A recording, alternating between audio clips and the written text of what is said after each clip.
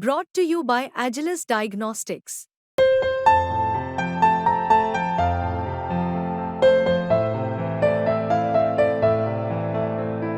Agilus Diagnostics. Mayawati की दहाड़, चंद्रशेखर की चुनौतियों, दलित संगठनों के भारत बंद के ऐलान के बीच SC/ST कोटे को लेकर बड़ा फैसला आ ही गया। चारों तरफ से भयंकर फंसी मोदी सरकार ने ले ही लिया बड़ा फैसला सुप्रीम कोर्ट के इस आदेश पर, जिसमें SC/ST कोटे में क्रीमी लेयर को लेकर बड़ी बात कही गई थी। कल देर शाम मोदी कैबिनेट की बैठक होती है और उसके बाद हो जाता है बड़ा ऐलान। क्या कहा गया हम आपको बताएंगे, क्या करने जा रही है मोदी सरकार वो सुनवाएंगे। लेकिन उसके पहले ये जान लीजिए कि कैसे लगातार SC/ST कोटे में क्रीमी लेयर की बात को लेकर हंगामा बरपा था। सोशल मीडिया से लेकर सियासी गलियारों में एक भूचाल सा था। बसपा सुप्रीमो मायावती ने तो मीडिया के सामने आकर सीधे दो टूक में कह दिया था कि कतई मंजूर नहीं, ये बड़ी साजिश है। चंद्रशेखर ने भारत में बांग्लादेश जैसे हालात हो जाने तक की बात कह दी थी। हाल ये था कि खुद बीजेपी के दलित विधायक सांसद तक बिफर पड़े थे, यानी बाहर से लेकर अंदर तक मोदी सरकार पर एक बहुत बड़ा सियासी दबाव था। वो भी तब जब बीजेपी या मोदी किसी भी हालत में इसे बर्दाश्त नहीं कर सकते, सहयोगियों को नाराज नहीं कर सकते, क्योंकि दूध का जला छाछ भी फूंक फूंक कर पीता है। 2024 लोकसभा चुनाव में संविधान बचाओ के नारे से जो सियासत सुलगी थी, उसमें बीजेपी मानो स्वाहासी हो गई। यूपी सरीखे सबसे बड़े राज्य में एकदम धड़ाम हो गई, आधी सीटों पर आ गई, बहुमत से दूर हो गई। अब फिर से बवंडर मचा है। सुप्रीम कोर्ट के इस फैसले के सहारे संविधान खत्म करने की साजिश के आरोप फिर से लग रहे हैं।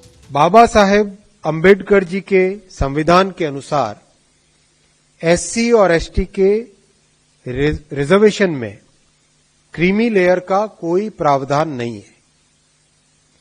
कैबिनेट का सुविचारित मत है, वेल थॉट थ्रू डिसीजन है कि बाबा साहेब अम्बेडकर के संविधान के अनुसार ही SC और ST का रिजर्वेशन की व्यवस्था होनी चाहिए। तो मोदी सरकार ने ले ही लिया बड़ा फैसला। आपको बता दें कि इससे पहले शुक्रवार को SC/ST सांसदों के एक प्रतिनिधि मंडल ने प्रधानमंत्री मोदी से मुलाकात की थी। SC/ST आरक्षण के मुद्दे और सुप्रीम कोर्ट के फैसले पर चर्चा की गई थी।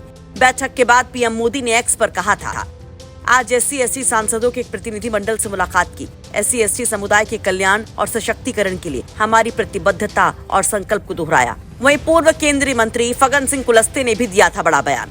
हमने आज प्रधानमंत्री जी को ST/SC के सभी माननीय सांसदों ने एक संयुक्त रूप से एक ज्ञापन हमने दिया है। प्रधानमंत्री जी को हमने कहा कि इस क्रिमिनल का जो विषय है ये ST/SC पे लागू नहीं होना चाहिए। ये हमारे ज्ञापन का मुख्य जो अंश था।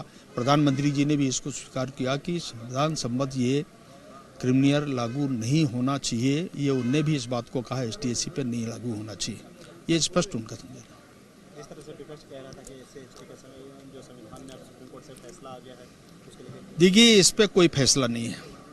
ये उनके व्यक्तिगत राय है जजों की, इस पे कहीं कोई निर्णय नहीं है, व्यक्तिगत राय है। 4 हमारे माननीय न्यायाधीशों का ये व्यक्तिगत राय है, पर इसलिए प्रधानमंत्री जी ने साफ तौर से कहा कि क्रिमिनल लागू नहीं होगा ST/SC पर, उन्होंने साफ कहा। कल दिन में ही सांसदों से PM की मुलाकात, वहां से निकले संदेश पर मायावती ने खुशी भी जाहिर करते हुए सोशल मीडिया पर पोस्ट किया था।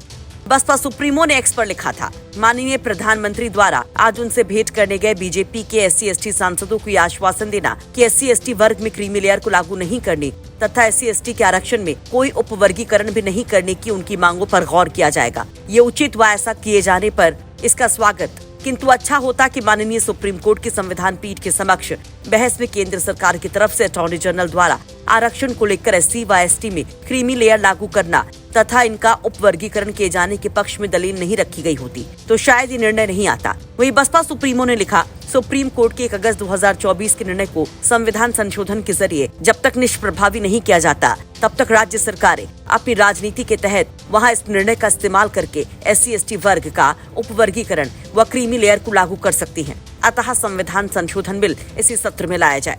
आपको बता दें कि सुप्रीम कोर्ट ने 1 अगस्त को फैसला सुनाया कि राज्यों को अनुसूचित जाति और अनुसूचित जनजातियों के भीतर क्रीमी लेयर की पहचान करनी चाहिए और उन्हें कोटा लाभों से बाहर रखना चाहिए।